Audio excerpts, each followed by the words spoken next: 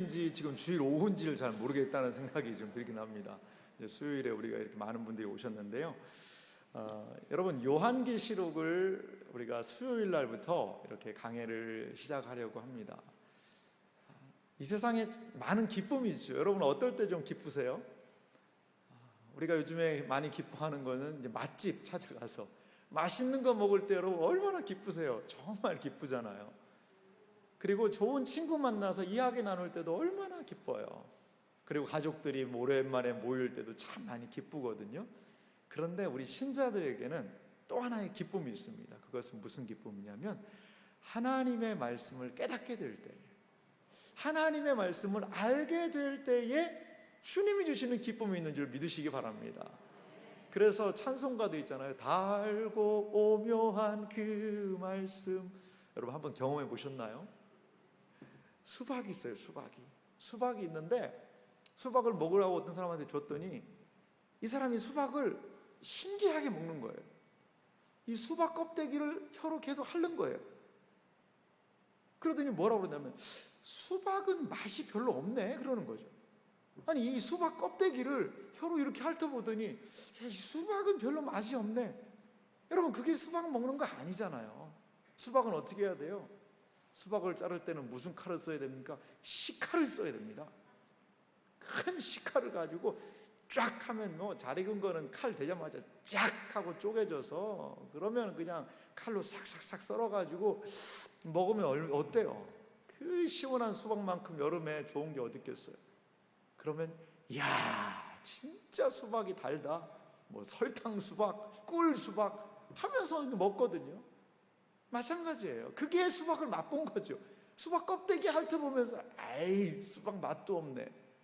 이번 여러분 저는 기대하는데요, 요한계시록 수요 강해를 통하여서 이야 하나님의 말씀이 정말 이러한 맛이 있구나, 이러한 깊이가 있구나, 이러한 은혜가 있구나, 새롭게 경험하게 되는 놀라운 은혜의 역사가 여러분들에게 있으시기를 주님의 이름으로 축원합니다. 주일에 우리가 요한계시록 살펴보긴 했는데 전체를 좀 살폈는데 주일이라는 좀 제한된 시간 안에서 살폈어야 돼서 다시 한번 제가 오늘 이 시간에 좀 개관을 해야 되겠다 이런 좀 생각이 듭니다. 그런데 이제 전체 개관하기 전에 주일에 살펴보지 않은 것 중에 이 계시록이 어떤 책인지를 우리가 좀 알 필요가 있습니다. 요한계시록은 어떠한 책일까? 한 몇 가지로 생각해 볼 수가 있는데요. 제가 주일에도 얘기했던 리차드 보캄이라는 그 교수가 있습니다. 이분이 그 요한계시록의 장르에 대해서 이러한 이야기를 했어요. 요한계시록은 로마의 통치하에 있는 아시아 7교회들에게 공통적으로 돌려볼 수 있도록 주어진 서신 형태를 가진 묵시적 예언이다. 이게 무슨 말이냐면 요한계시록은 아시아 7교회들이 공통적으로 돌려볼 수 있도록 이제 회람이라고 그럽니다. 회람할 수 있는 서신 형태, 편지라는 거죠. 그리고 묵시적 예언이다. 이 예언이라는 거예요. 그래서 계시록의 특징을 세 가지로 크게 얘기할 수 있습니다. 첫 번째, 요한계시록은 세 개의 문학적인 범주인 예언, 편지, 그리고 묵시문학이라는 이 세 가지의 중요한 특징이 있습니다. 아이고 왜 이렇게 처음부터 어렵냐? 어려운 거 하나도 없습니다. 설명해 드릴 겁니다. 이 첫 번째 예언으로서의 요한계시록이라는 것은요, 요한계시록은 예언이라는 거예요. 자, 요한계시록 1장 3절에도 이 요한계시록이 예언이라는 걸 보여주고 있는데요, 이렇게 1장 3절은 되어 있습니다. 이 예언의 말씀을 읽는 자와 듣는 자와 그 가운데 기록한 것을 지키는 자는 복이 있나니 때가 가까움이라. 요한계시록이 뭐라는 거죠? 예언이다라고 얘기합니다. 22장 7절도 이렇게 얘기하고 있어요. 보라 내가 속히 오리니 이 두루마리의 예언의 말씀을 지키는 자는 복이 있으리라 하더라. 예언이라는 말이 쓰였죠. 22장 10절도요. 또 내게 말하되 이 두루마리에 무엇을요? 예언의 말씀을 인봉하지 말라. 때가 가까우니라. 자, 요한계시록은 뭐라는 거죠? 예언이라는 것입니다. 예언. 두 번째는요, 요한계시록은 어떤 또 특징이 있냐면요, 이 편지, 회람서신으로서의 계시록의 특징이 있습니다. 회람서신이라는 것은 돌려본다는 거예요. 그러니까 그 당시에는 이 편지로 썼거든요. 이것도 편지로 쓰여진 거기 때문에 요한계시록 1장 4절에 보니까 이렇게 얘기하고 있어요. 요한은 아시아에 있는 7교회에 뭐 한다는 거예요? 편지한다라고 얘기하고 있고, 계시록 1장 11절에도 이르되 내가 보는 것을 두루마리에 써서 에베소, 서머나, 보가모, 두아디라, 사데, 빌라델비아, 라오디게아 등 7교회에 뭐 하라고요? 보내라, 이렇게 얘기를 하고 있습니다. 그러니까 우리는 요한계시록이 예언이라는 형태로 된 거구나. 그러니까 쉽게 말하면 구약의 다니엘과 같은 구약의 예언서와도 맥을 같이 하고 있다는 것을 우리가 기억할 필요가 있고요. 그리고 편지라는 것도 알 수 있습니다. 그렇기 때문에요, 이제 요한계시록이 조금 어려운 부분이 그런 부분이 있어요.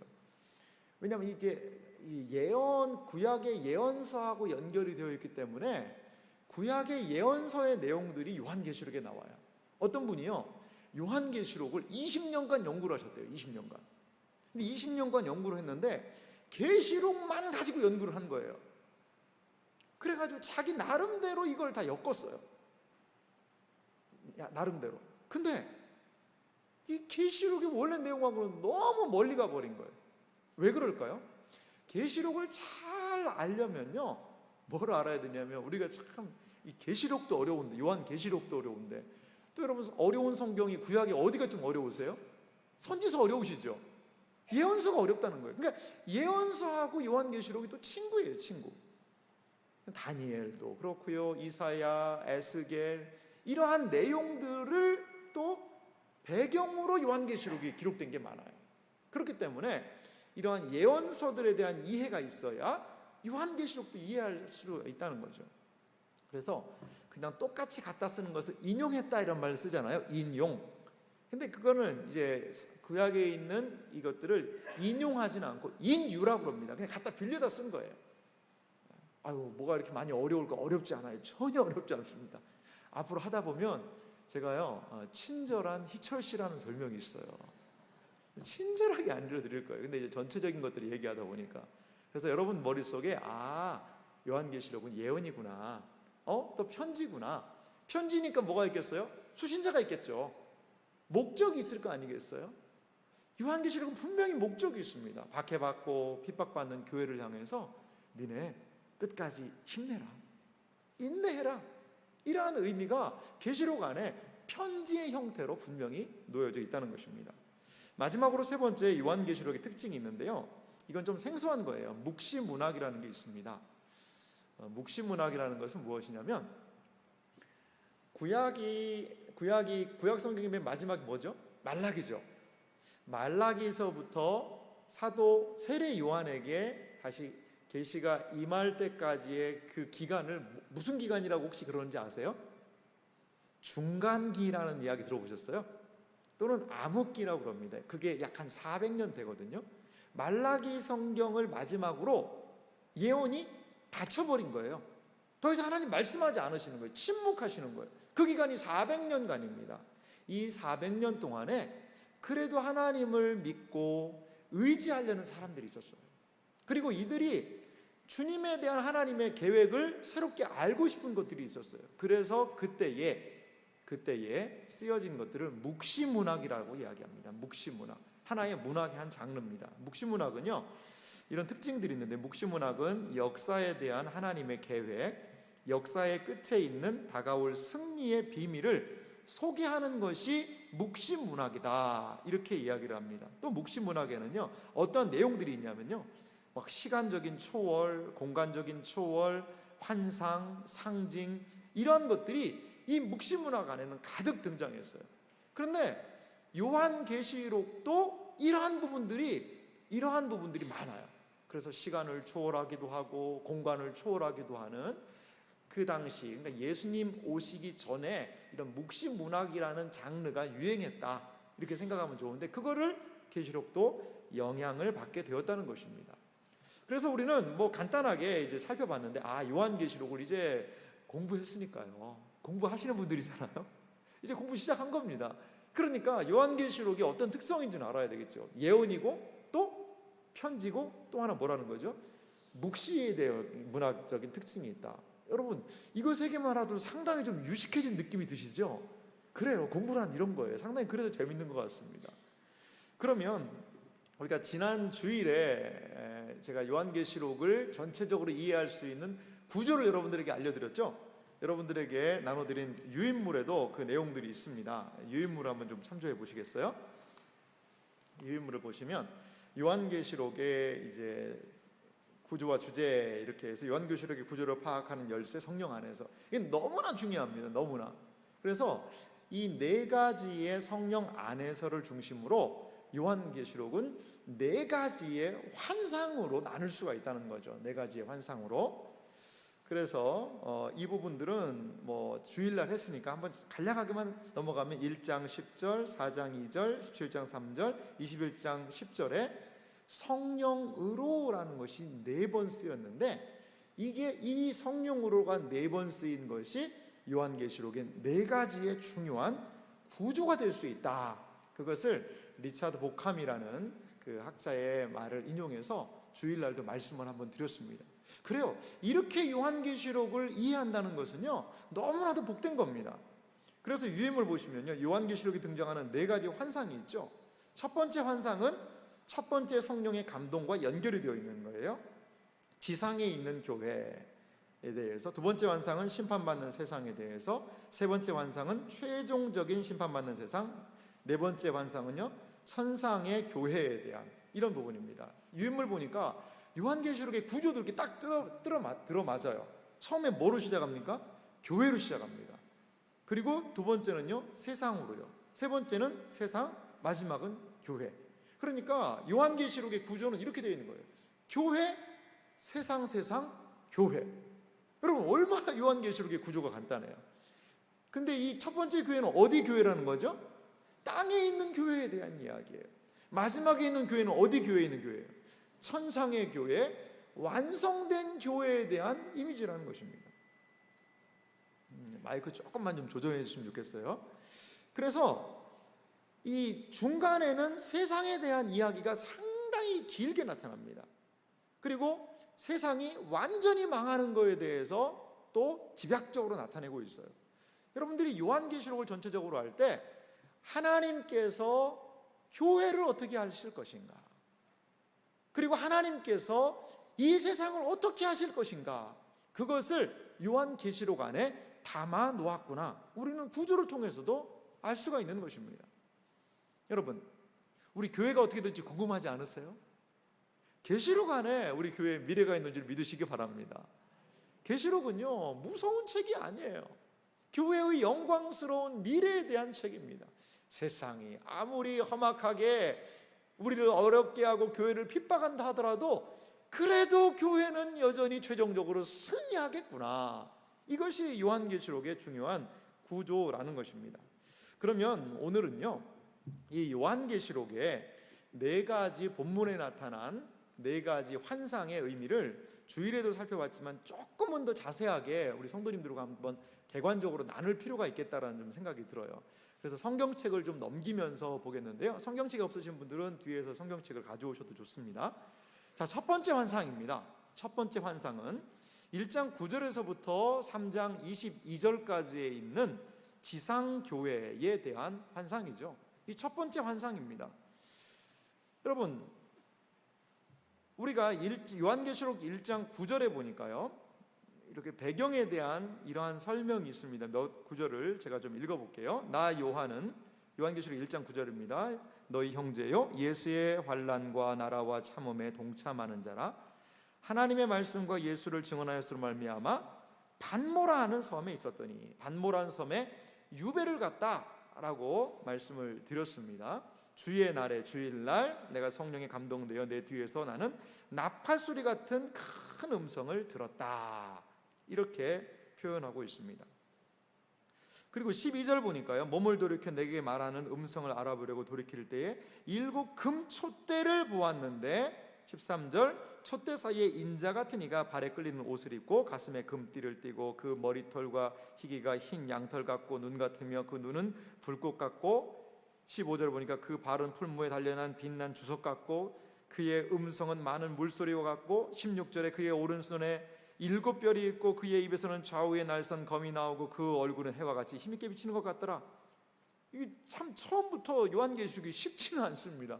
아니 이게 분명히 예수님의 모습이거든요. 근데 예수님의 모습을 상당히 독특하게 표현하고 있어요.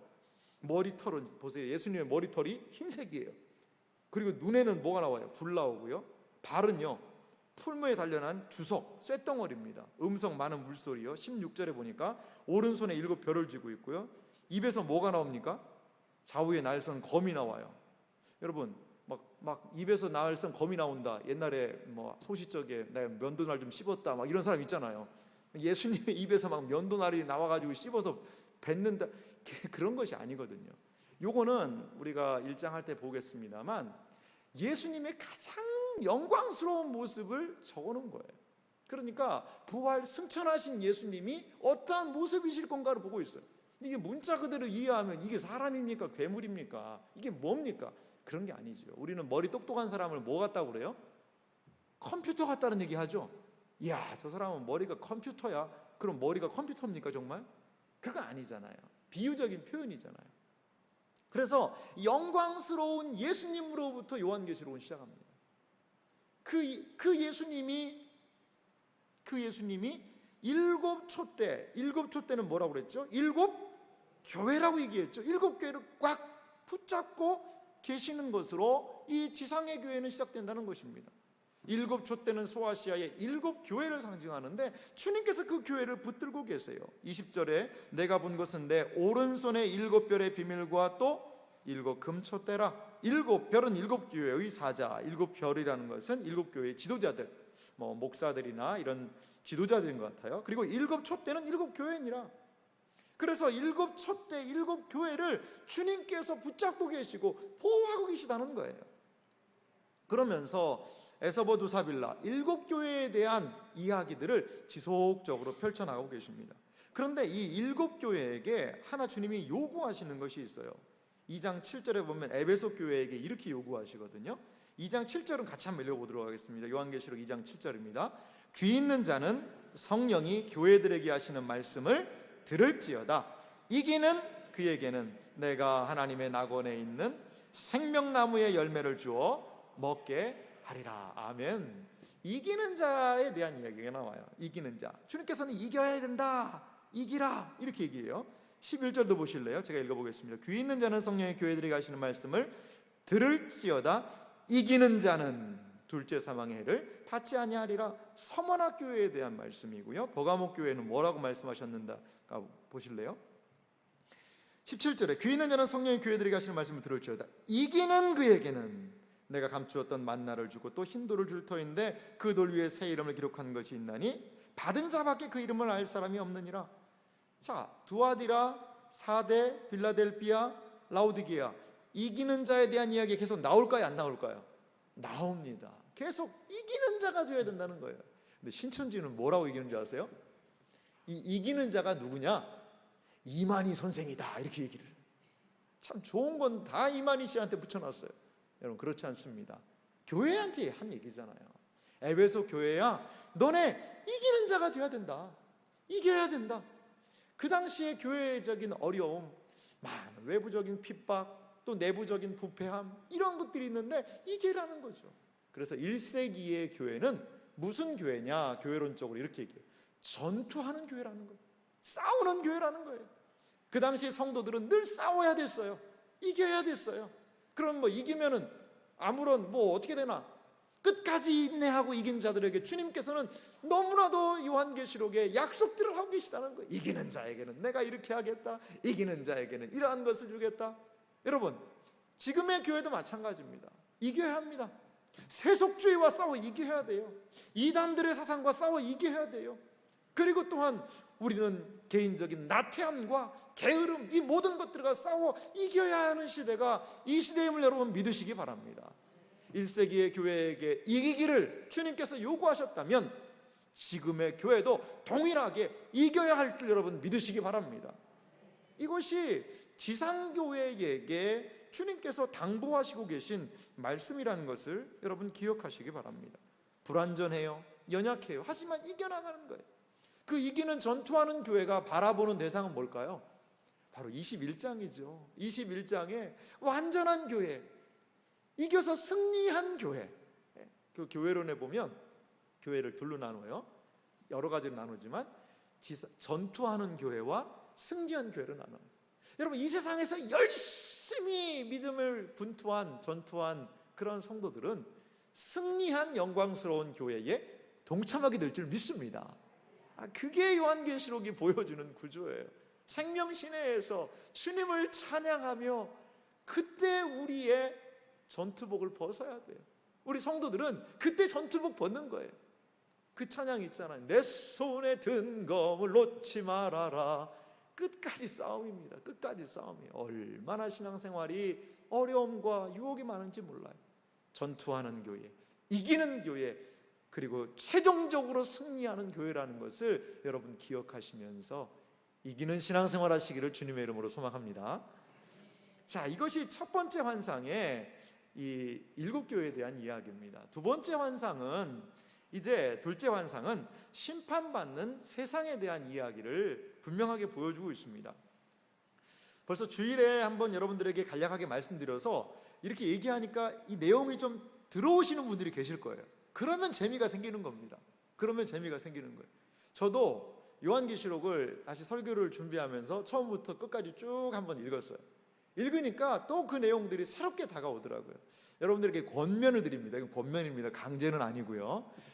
요한계시록 강해를 하는 동안에는요, 어떻게 하면 가장 좋냐면 매 주마다 요한계시록을 한 번씩 읽는 거예요, 여러분. 할렐루야. 별로 표정들이 좀 안 좋으세요. 제가 성도들한테 그렇게 한번 시켜봤어요.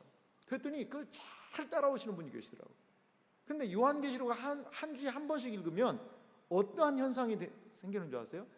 이제 배운 것들에 대한 이해가 생기면서 그게 술술술 넘어가고 앞으로 배울 것들에 대한 궁금함이 계속 유발이 되는 거예요.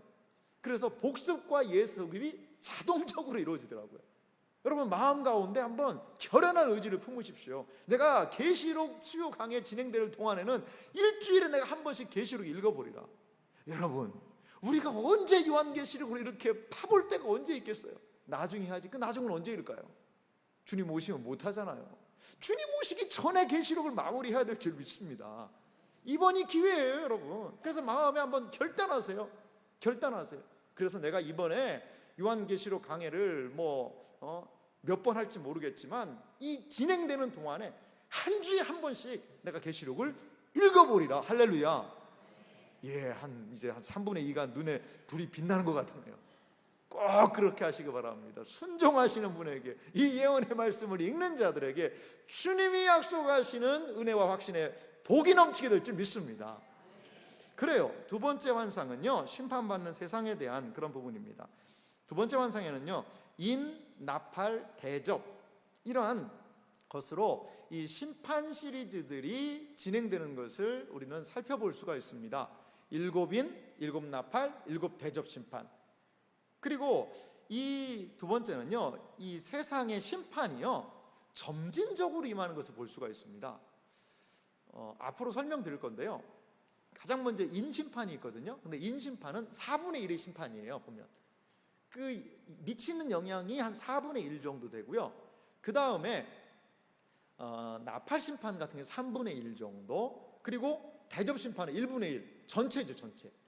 그러니까 이 심판의 강도가 3, 7에 21, 21번의 심판이 이제 진행이 되는데 점점 강도가 강해지는 것을 볼 수가 있습니다. 강해지는 것을요. 그런데 이 심판이 참 재밌는 게요, 여러분 4장을 한번 보세요. 4장을 보면 여러분 4장의 표제에도 등장하여 있지만 하늘의 예배라고 얘기해요.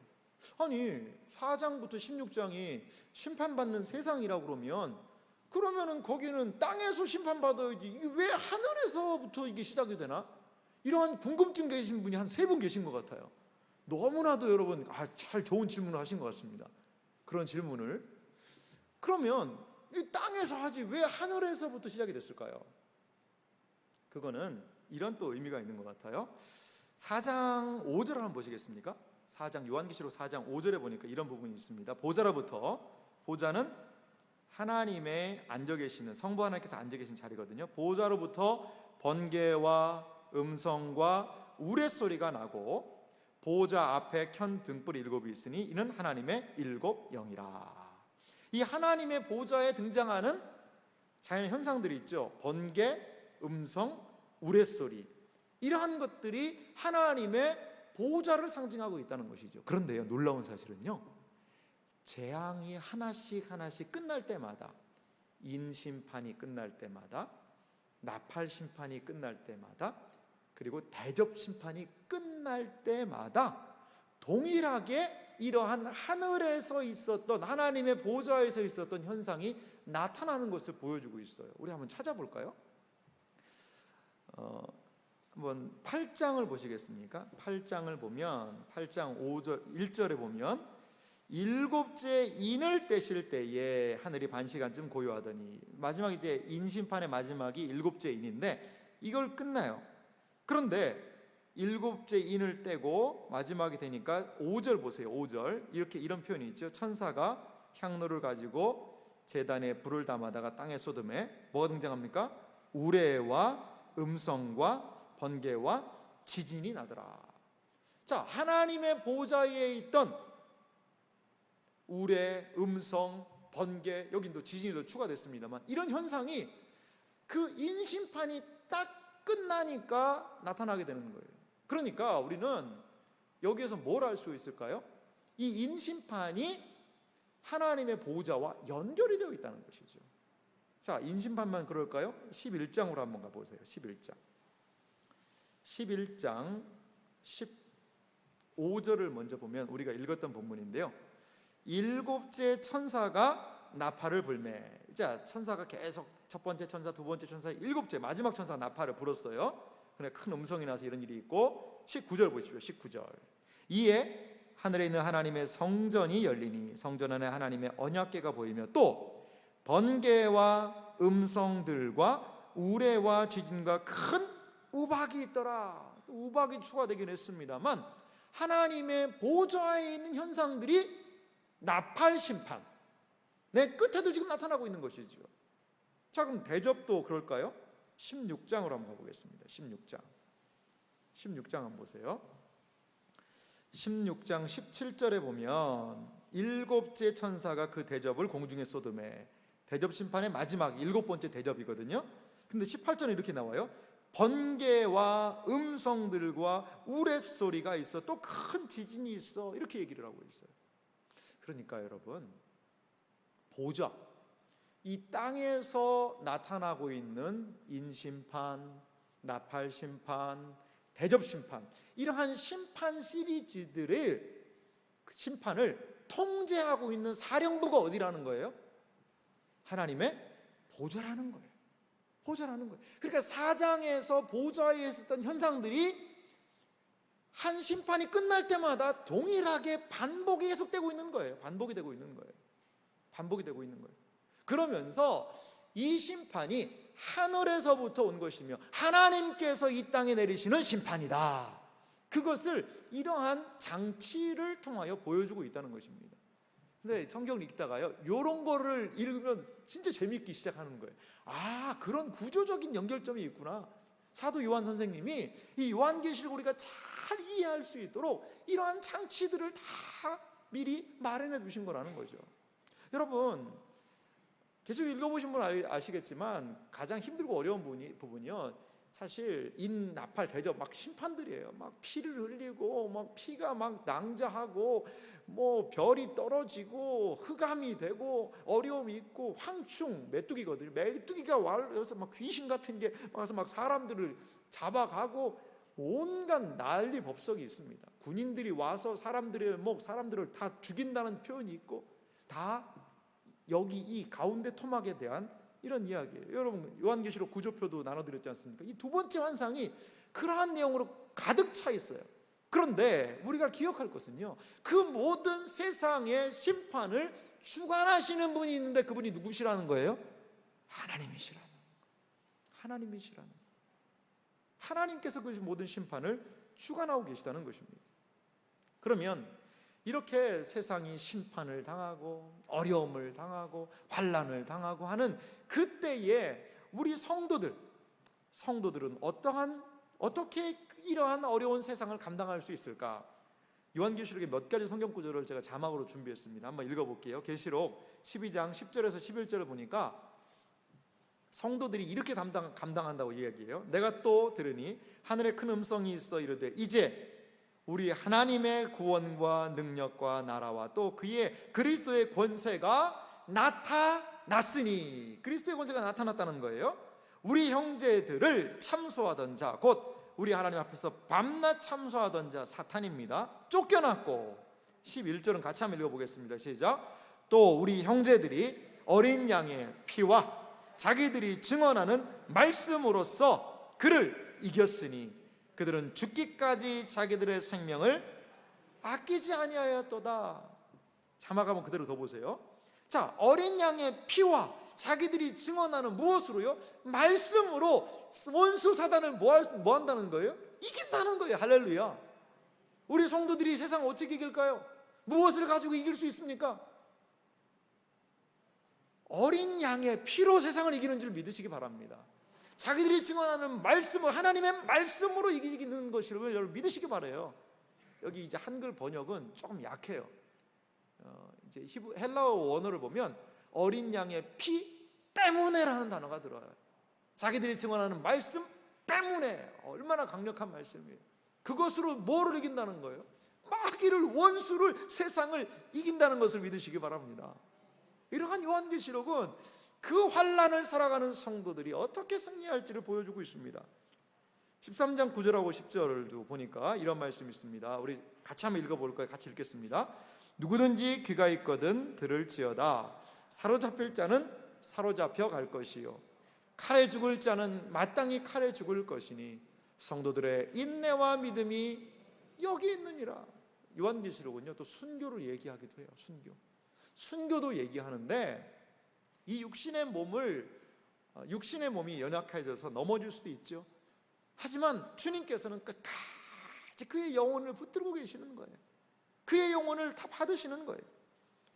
14장 12절에도 보니까요 성도들의 인내가 여기 있나니 그들은 하나님의 계명과 예수에 대한 믿음을 지키는 자니라.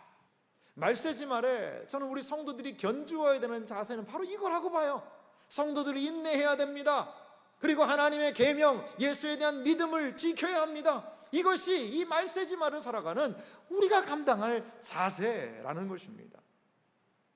가장 어려운 부분을 우리가 통과했는데요, 그래요, 복잡하지만요 거기에는 하나님이 이끄시는 일들이 있다는 거죠. 거기에는 때로 성도들에게 환난과 어려움이 있지만 하나님께서는 그들에게 끝까지 인내할 수 있는 믿음을 허락하신다는 것을 믿으시기 바랍니다. 이것이 신자가 고통을 통과하는 방법이죠. 어린 양의 피 때문에, 그들이 증거한 말씀 때문에 원수 사단을 이길 수 있다. 계시록은 우리에게 힘주어서 말하고 있습니다. 세 번째 환상은요, 세상의 최종적인 심판을 보여주고 있습니다. 17장에서부터 20장에 있는 이 내용인데요, 이 부분을 보면요, 세 번째 환상은요, 큰 성 바벨론과 음녀에 대한 것, 세상에 대한 심판을 이야기합니다. 요한계시록은요 이 세상을 음녀로 표현을 하고 있습니다. 음녀. 17장 1절에 보니까 이렇게 또 되어 있습니다. 또 일곱 대접을 가진 일곱 천사 중 하나가 와서 내게 말하 이르되 이리 오라. 많은 물 위에 앉은 큰 음녀. 이 많은 물은요, 물은 세상을 상징합니다. 물이 세상이라고 이야기하고 있어요. 그래서 그 세상 위에 앉은 큰 음녀가 받을 심판을 내게 보여주겠다. 계시록 17장 5절은 그 이마에 이름이 기록되었으니 비밀이라 큰 바벨론이라. 음녀가 바벨론이라는 거예요. 땅의 음녀들의 가증한 것에 엄이라 하더라.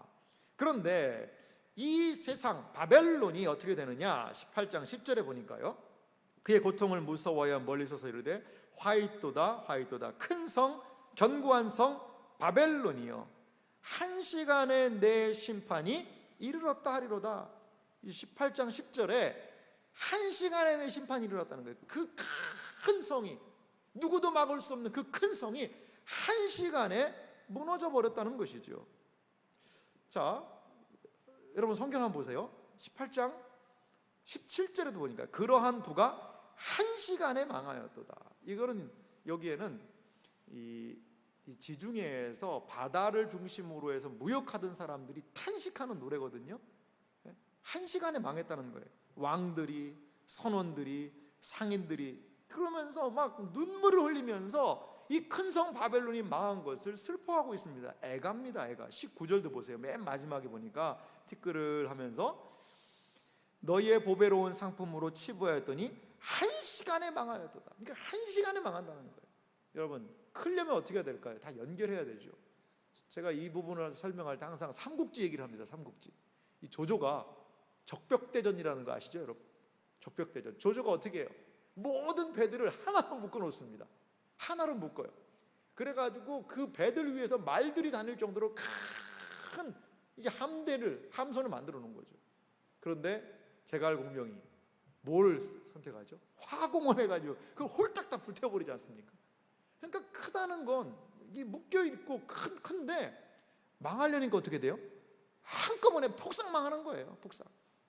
사실요, 12세기에 우리나라 이제 고려 때죠. 고려 때 이때 사실 마야 잉카 문명이 망해버렸습니다. 한 나라의 문명이 아예 망해버렸거든요.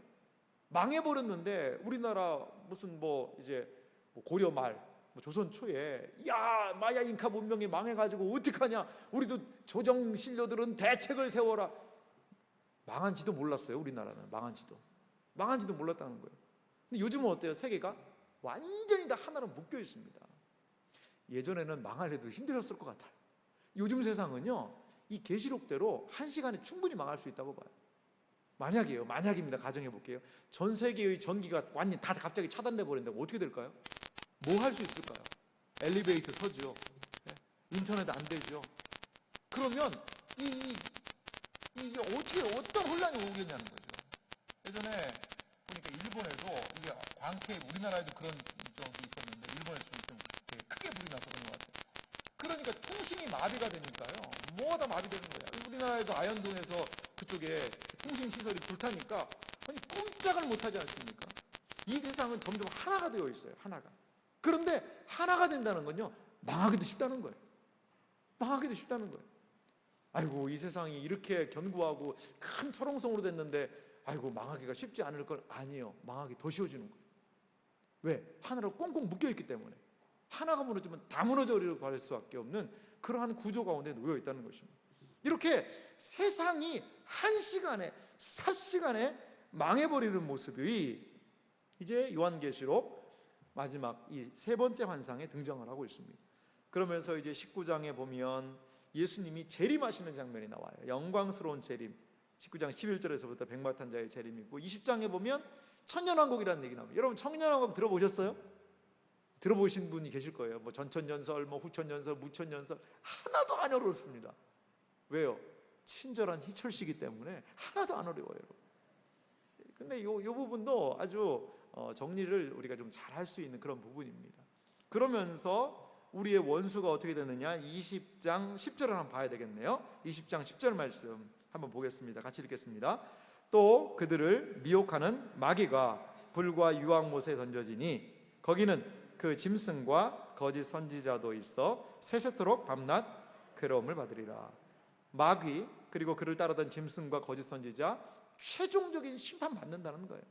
여러분 세상 두려워하지 마십시오. 마귀 무서워하지 마세요. 최종적으로 망한다는 것을 요한계시록에 이야기하면서 성도들에게 끝까지 믿음 지켜라. 세상 두려워하지 마라. 세상 망한다. 마귀도 니들을 강력하게 하지만 결국에는 망할 수밖에 없다라고 계시록을 통해서 성도들에게 권면하고 있다는 것입니다. 이제 우리는 마지막 환상인 네 번째 환상을 살펴볼 차례입니다. 마지막 환상은요, 천상에 새롭게 된 교회, 완성된 교회에 대한 것을 우리에게 말해주고 있습니다. 자, 제4환상은요 거룩한 성 새 예루살렘과 신부, 완성된 교회를 보여주고 있는 것이 마지막 환상입니다. 요한계시록 21장 1절 2절 말씀을 우리 같이 한번 한 목소리로 읽어보겠습니다. 자막도 준비됐습니다. 읽겠습니다. 또 내가 새 하늘과 새 땅을 보니 처음 하늘과 처음 땅이 없어졌고 바다도 다시 있지 않더라. 또 내가 보매 거룩한 성 새 예루살렘이 하나님께로부터 하늘에서 내려오니 그 준비한 것이 신부가 남편을 위하여 단장한 것 같더라.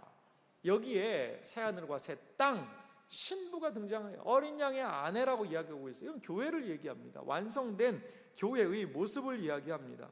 그러면서 이 21장에 보면요, 여러분들 9절 위에도 보면 새 예루살렘의 모습을 이야기를 하고 있어요. 그러면서 뭐 보석 얘기도 많고요. 우리 여성분들이 보석을 얼마나 좋아합니까? 보석을 너무 좋아하지 않습니까? 그런데 걱정하지 마세요. 새 하늘과 새 땅 가면 보석 천지라는 것이죠. 보석 천지예요. 그런데 거기 뭐 12문도 있고 12기초석도 있고요. 16절 보면요, 성은 16절 21장 16절인데 성은 네모가 반듯하여 길이와 너비가 같은지라.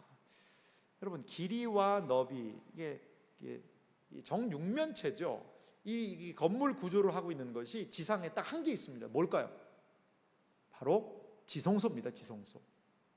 지성소예요. 그러니까 거룩한 성새 예루살렘은 쉽게 이야기하면 완전히 지성소가 된 거예요. 지성소.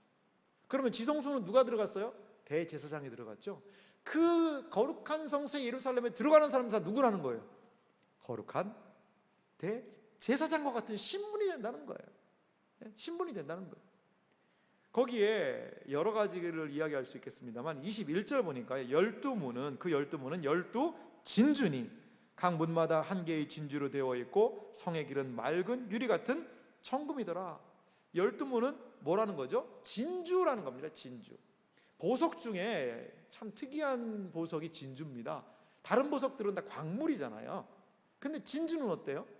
이 조개가 그냥 그 속에다 생채기를 내가지고 그 안에 들어가니까 이게 너무 아프니까 분비물을 내는 거예요. 그래가지고 만들어진 게 그게 보석이죠.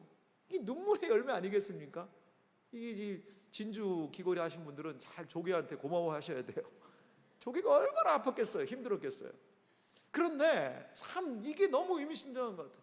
우리가 그 문을 통해서 들어가는데, 그 성으로 들어가는데 그 성의 문에 진주가 딱 있는 거예요. 얼마나 의미심장합니까?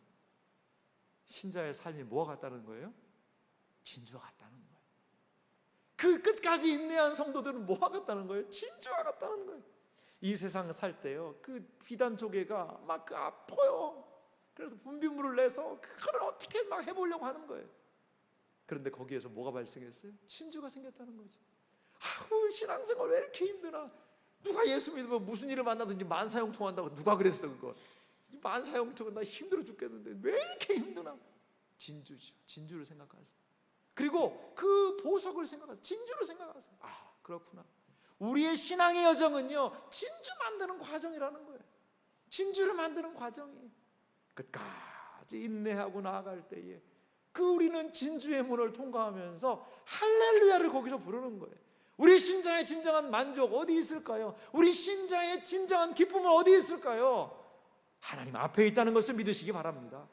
이 세상에서는요, 잠시 기쁠 수 있어요. 잠시 기쁨을 누릴 수 있지만 이 세상에는 우리의 진정한 안식과 평안이 없을 수 있습니다.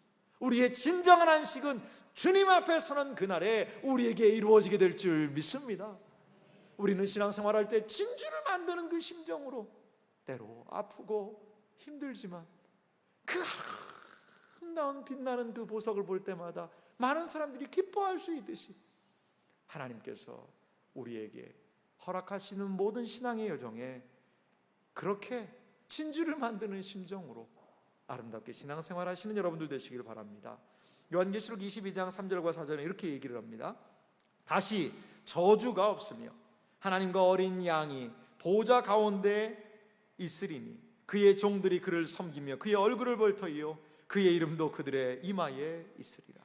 다시는 저주가 없다는 거예요. 여기 마지막에는요, 회복된 에덴의 모습이 있어요.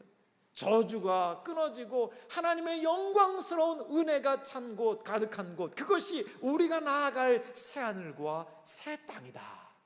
요한계시록은 마지막에 이렇게 환상을 통하여 우리에게 보여주고 있습니다.